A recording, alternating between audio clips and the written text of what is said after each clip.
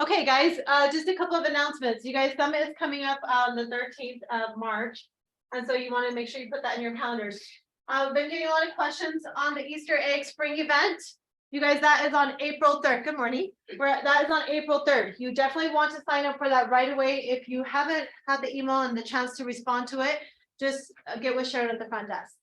It's going to be so much fun. We're going to have food trucks, games, raffle prizes, and of course the Easter egg hunt itself. And you can do a booth there. You can talk to your clients. It's a great way to connect. So make sure you're doing that. Will it be a day like today? It's in April, so we're hoping not. I hope this is all melt and it's all sunshine for us and not wet grounds. So we'll see. If not, we'll improvise. I think that's about it on announcements. You guys just remember Summit is there. We are doing call blitz on Tuesday from 4 to 6 p.m. Put that in your calendar. Everyone online as well. We're going to actually have people sign up. Managers are going to be there. Inspira is going to be there. It's a great time to make calls together. Let's share a gratitude or a win. Come on, guys. And anyone online, you're welcome to share. How many people are online? We have about 15. Good morning, sir. Hi, George. How are you? Good, how are you? A few. Okay, go for it. I'm grateful for, opportunities to learn and to grow. Talking to Rick this morning, role playing, and Yeah. just kind of suggesting a couple things, and I was like, it's cool to like just be able to be in an environment where we can have growth and have, Yeah. that leadership and Absolutely. Yeah, I love that. Thank you. Thank you. That's great. It's constant learning, but you have to be here, right? So hats off to you. Great. Thank you. Anyone else? I'm grateful for things for more activity. Yes, like, I don't know, more calls and results. You have a listing appointment today. Yeah. Right? Good job. Yeah. Congrats. That's awesome. Okay, George. It's all Ready to you. roll? Ready to roll. All right. Well, I'm impressed that this many people are here on such a cold morning. It's bad, not the It has been. Yesterday, I was coming up through Cedar City and it was a blizzard whiteout. As we were down there for the Parade of Homes, and we had the summit for St. George. So this is what you guys were working on earlier today. Excellent. All right. All right.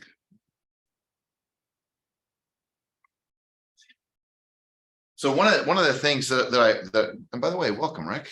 Good to see you, man. And by the way, I can meet right after this. If you want to just meet right after, that might be even more convenient for you. And then we can make sure we have enough time, which would be perfect. Okay, so just a couple of things.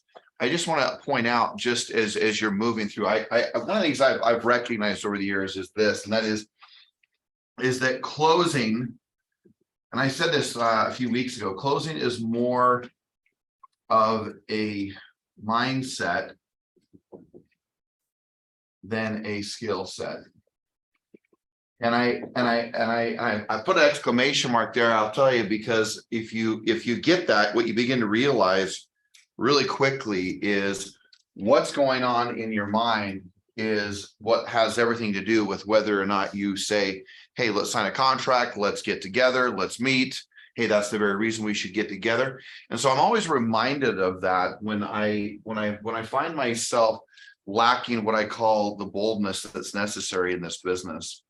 And I'm willing to say what needs to be said.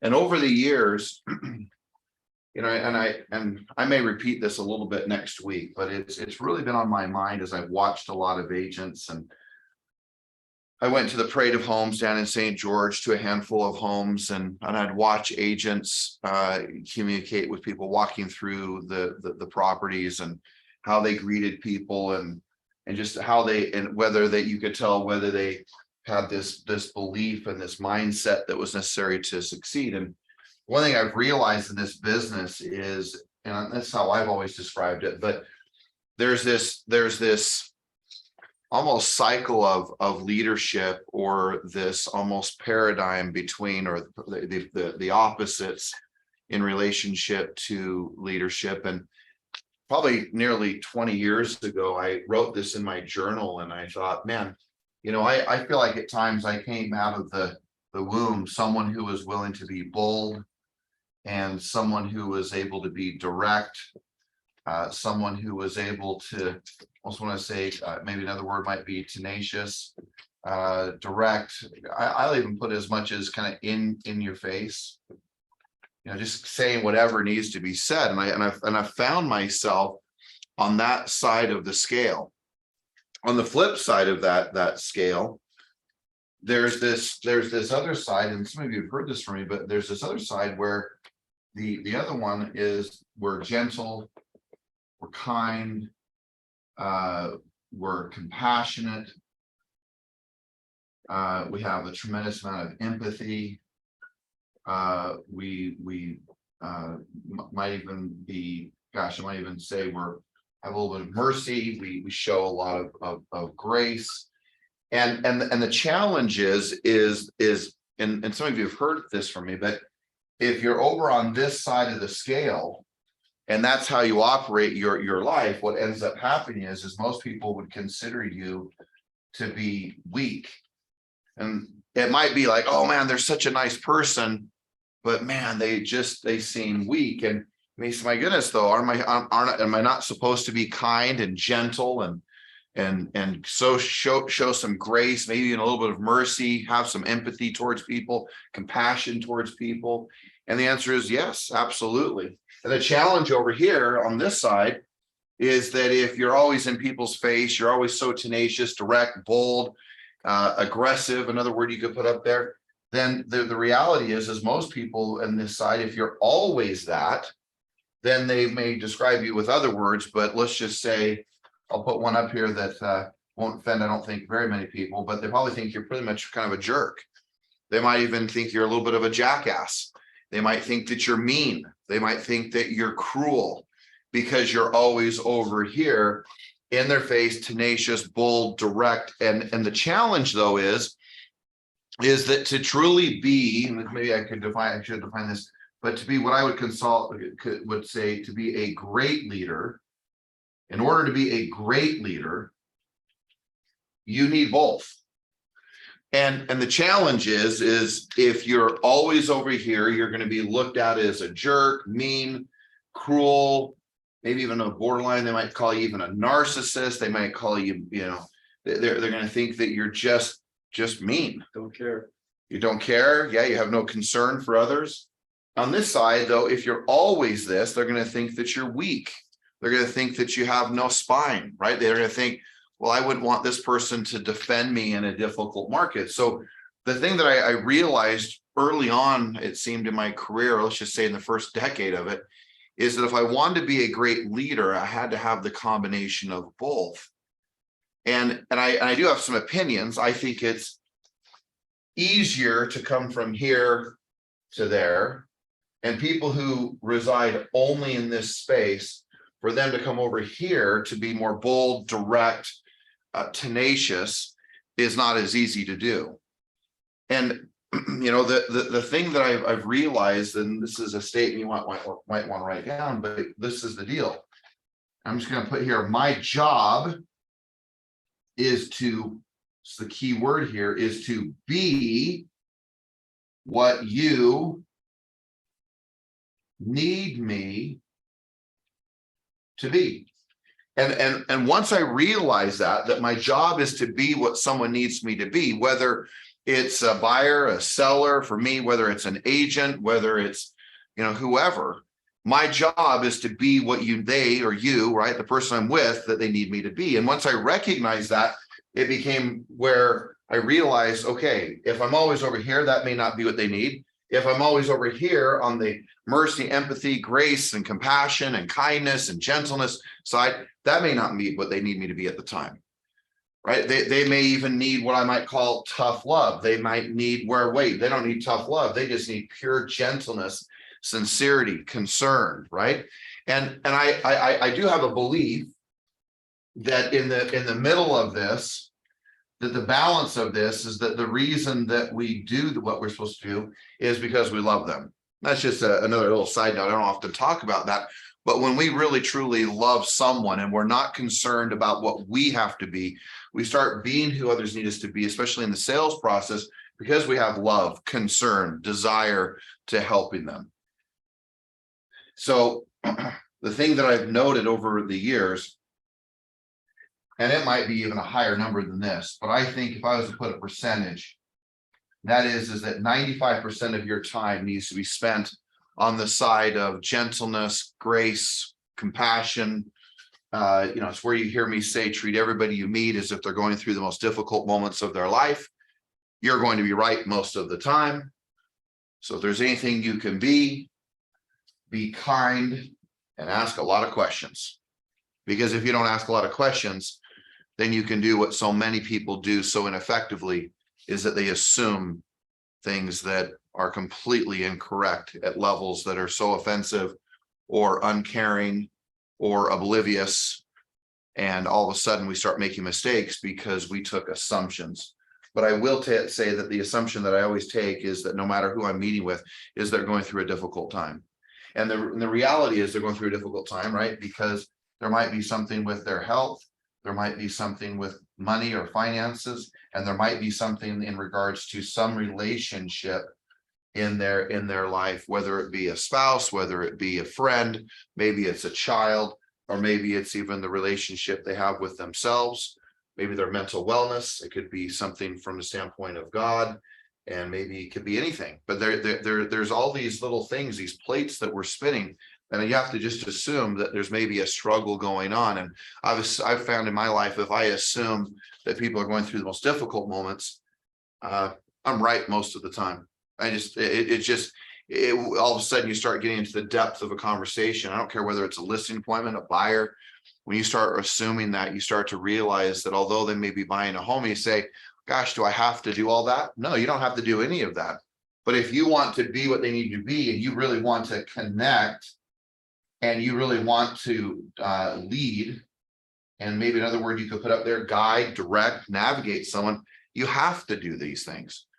And so the challenge is that if 95% is on this side, let's just say 5% is over on this side, and always the demonstration I've made for years would be, I may have to be bold to say, hey, you're overpriced, but I'm going to come over here and show some empathy and some compassion or some gentleness. It may be that they need, because maybe there's a death in the family, there's a divorce, or there's a health issue, or whatever it may be, but somewhere in there we have to show that gentleness and that kindness.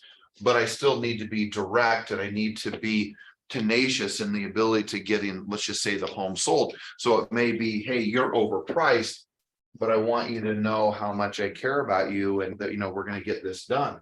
Hey, you're overpriced, but I also want you to know that I'm here to take care of you, to help navigate.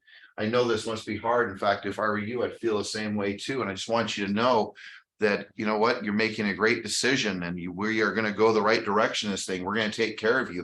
And I'll come from that place of care, concern, but I'm still going to be bold enough to say, sign the contract, even though I know this is a difficult divorce, or maybe it's a difficult death in your family, or gosh, maybe you lost your job, but I'm going to come over here and spend the majority of my time on that side. But I cannot remove the idea that I have to be bold, and I have to be some level direct. Basically, in so many words, I found that really what this really is that this is oftentimes where the truth lies, that we say what needs to be said. Now, can we say what needs to be said with a tremendous amount of kindness, gentleness, compassion, empathy? The answer is, of course, we can, if we become focused on it, if we become aware of what we're doing. So as you move through this, and just wrapping this up, just recognize that there's a lot of great examples in relationship to this.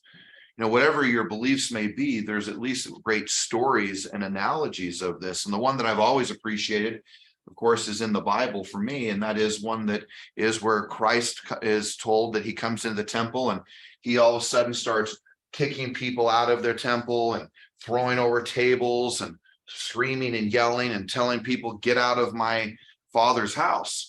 But then you can watch him in other areas where, as the story goes, that he's nailed on a cross and says, hey, forgive them. They don't know what they're doing.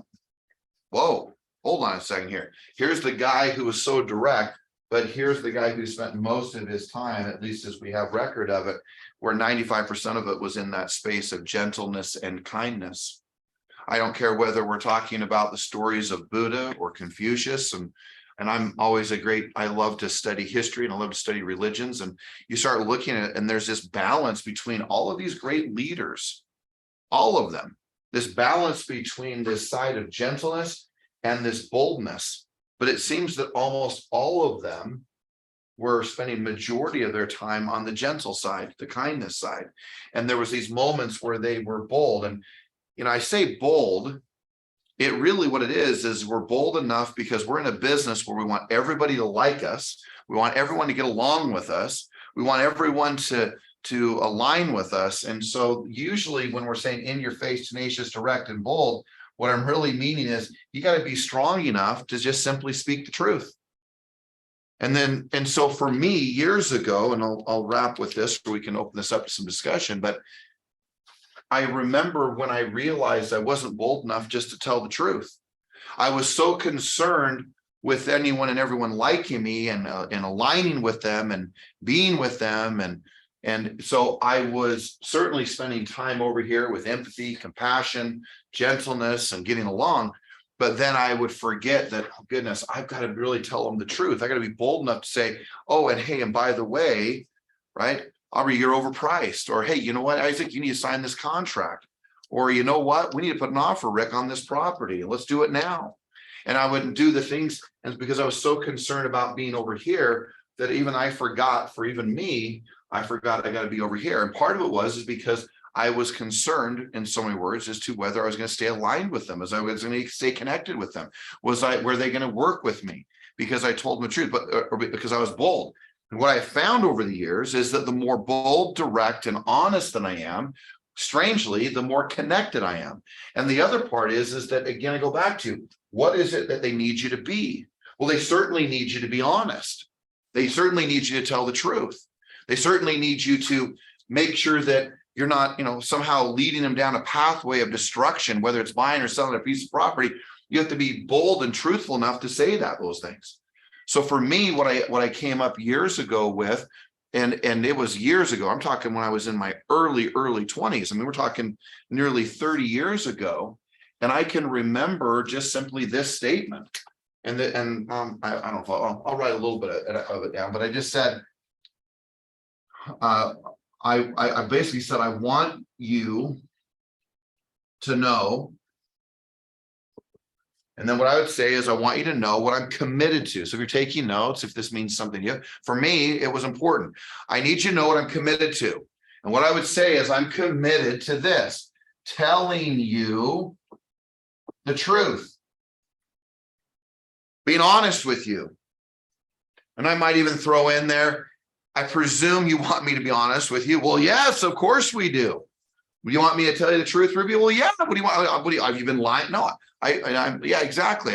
And so I would get there'd be a little bit of fun with it. And I would say, look, I've made a commitment in my life to tell you the truth. In fact, this is what I would always say, and I still, once in a while, will say it. I've made a commitment that I'm willing to tell you the truth, Mike, because what I know is that when I lay my head down at night on the pillow, I want to know that I told you the truth. And then I would say these words, and it's pretty simple. And here it is. The truth is, and I would just tell the truth. So it goes something like this. Hey guys, Bob and Mary, just want you to know, I'm so committed to telling you the truth. And although those moments are difficult, because man, I always want to be kind and gentle, and I want us all to get along. And sometimes I'm even committed to the idea that, hey, even if you don't like me after this, I always say that, even if you don't like me after this, I'm more committed to telling you the truth than I am to having you like me, Aubrey. That's what I'm committed to. I'm on this quest to telling you the truth. So I want you to know, it may come across bold, direct, it may even be offensive, but the truth is whatever the truth is. Now, again, do you have to wind all up to that? No, I don't do that as much today.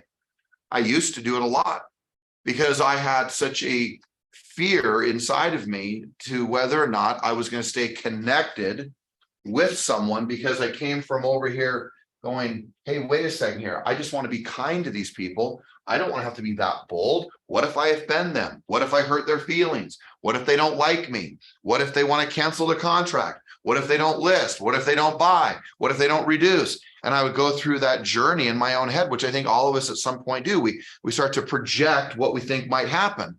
So to fight that projection, I said, man, what am I committed to? And what I got committed to was, hey, the truth.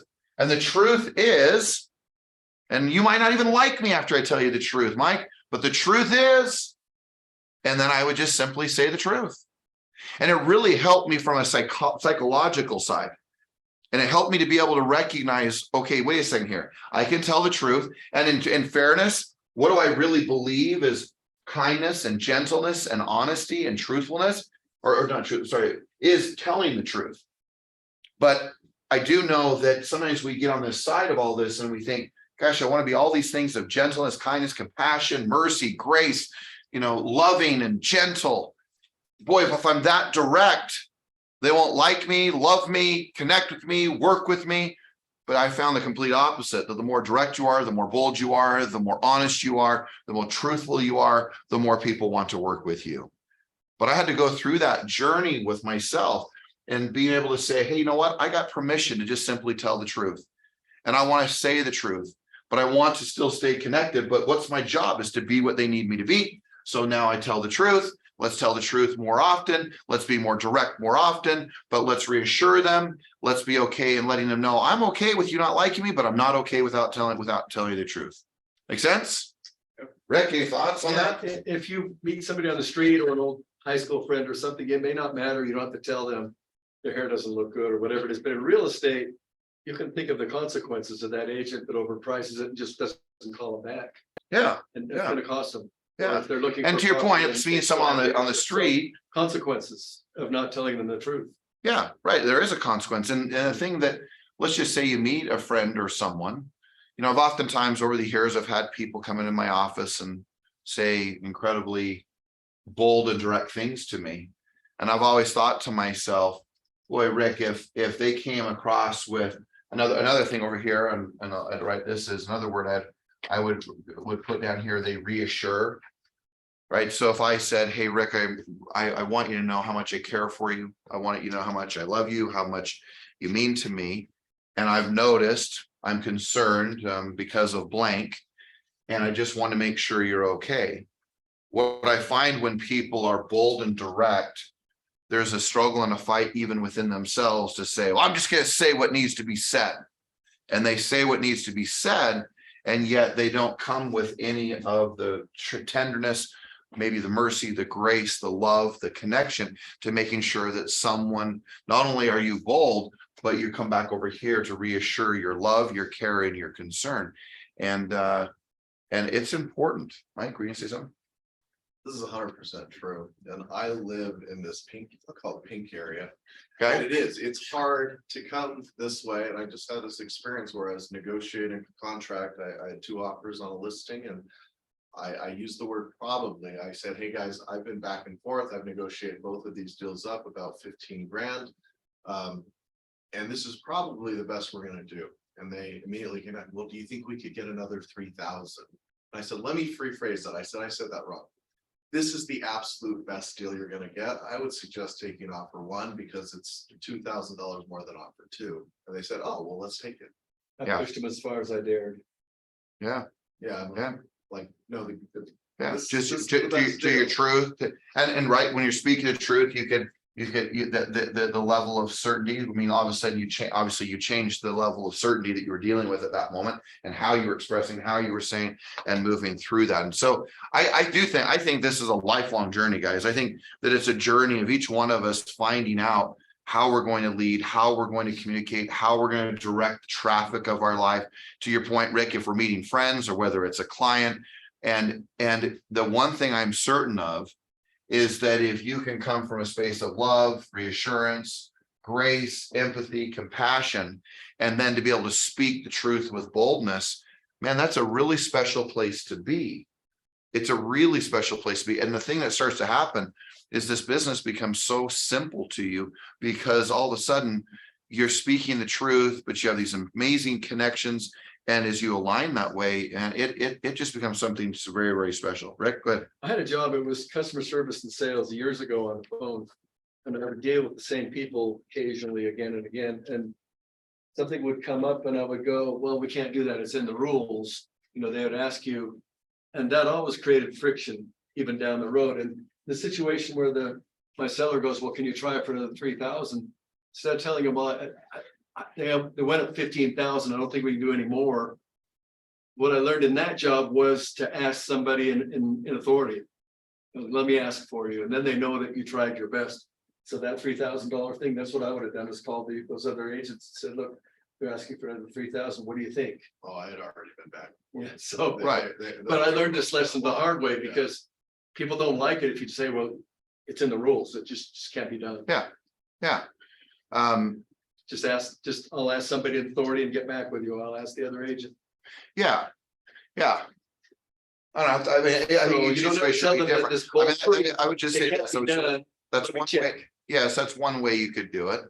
But if you've already, right to the point of Mike's point, he's already done it. I mean, the easy thing is like, hey, yeah, we've already done that. So that's the whole point. You need to accept this offer or we need to move on, because it's not going to be any better than this. But in relationship to that, so much of it is and you're saying it is go to speak to someone authority. That's a whole other topic that's been a hot button for me recently, is especially in this business we're in, is speak as if you are the authority. There is no other authority. You are the authority. And so if it were me, like in that scenario, I probably would empathize with them. I would say something like, hey, I know these are difficult. These rules are set up the way they're set up. As much as I would like to be able to change them, my hands are tied. I want you to know how much I understand this is difficult, but the truth is blank. Well, yeah, but can't you get it changed? Gosh, unfortunately, there is absolutely no wavering in relationship to these rules, and they are immovable, period. And I just pause. Now, again, may they fray up and, go into a little bit of crazy, possibly.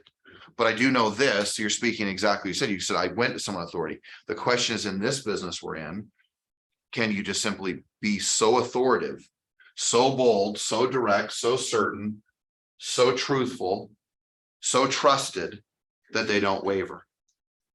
And the thing is, like I said, this is like something that you're going to maneuver through your whole life. You're going to sit back. I would tell you 20, 30 years from now, you'll sit back and go, okay, what's the right approach?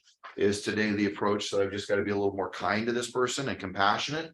Or is it, man, I got to be a little bit more direct because I don't think they're getting the message. The message is blank. And I have to come maybe with some level of even more higher authority, higher certainty. And so just the weave, this is where I talk about this tapestry of art, of artwork that you're creating with all of this. And as you move through your life, just in so many words, get committed in this simple statement, becoming either a great or an extraordinary leader. That's what this is about. Each scenario, and even to your point, like, hey, each scenario will be different. And I've never, ever in my life have ever believed, no matter, even if I get standing ovations when I speak, I always will think, okay, that was awesome. That was great. But there's never the perfect presentation. There is never the absolute perfect approach. And the moment that you think and say, my gosh, it was perfect, will be the moment that you stop learning. And it'll be the moment that you shut your brain off and go, wait a second here. And like, certainly you guys have heard this, but I always say, the most dangerous words in the English dictionary are, I know that. Oh yeah, I know. I know. The moment you do that, you stop learning.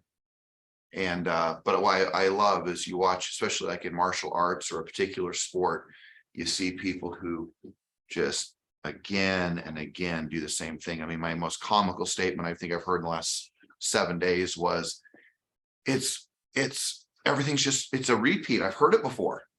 Well, heard it versus doing it are a whole different process. And you were the one who said that, like you were talking about. Well, it's repetitive. Yeah, the mother of memory and mastery is repetition. Say that to Michael Phelps. Say that to Michael Jordan. Say that to the late Kobe Bryant. The obsession of mastering principles like this, or if you're in sports, principles, right, or the drills that perfect a process. Become committed to perfecting the process of leadership, and you'll never have problems with this business. You just won't. you'll ride through it and you'll realize that the highest skill set right now, and really what we're talking, if I was to, I guess, put a umbrella over this is just simply, yes, be a great leader, but it simply is, how do I become an extraordinary communicator? That's it. How do I communicate at the highest level? And because there's someone on the other side that has all these other variants, that's why it is such artistry.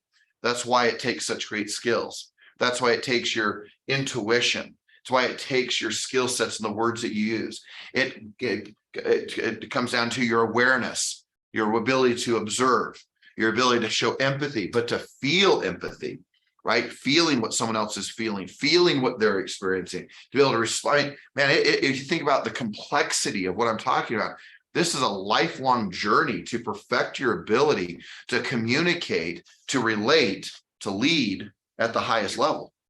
And it's not one of these things like, okay, well, I heard that. Okay, I got it. What?